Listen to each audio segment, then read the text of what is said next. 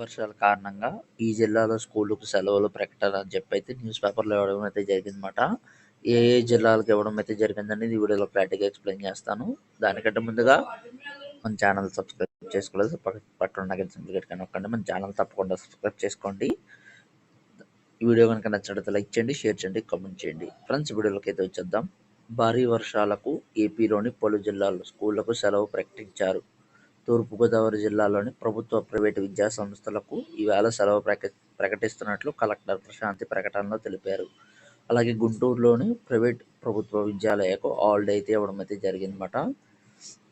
ఇంకా మనం చూసుకున్నట్లయితే కనుక అంతకుముందు ఎన్టీఆర్ జిల్లాలోనూ సెలవు ఇచ్చిన సంగతి తెలిసిందే. తెలంగాణలోనైతే ఇంకా సెలవుపై ఎటువంటి ప్రకటన రాలేదు అని చెప్పడం అయితే జరుగుతుంది. సో ఈరోజు తూర్పుగోదావరి జిల్లాలో ఏవైతే ప్రభుత్వ, ప్రైవేట్ కాలేజెస్ ఉన్నాయో, స్కూల్స్ అయితే ఉన్నాయో వాటికైతే సెలవు ప్రకటించడం అయితే జరిగిందన్నమాట.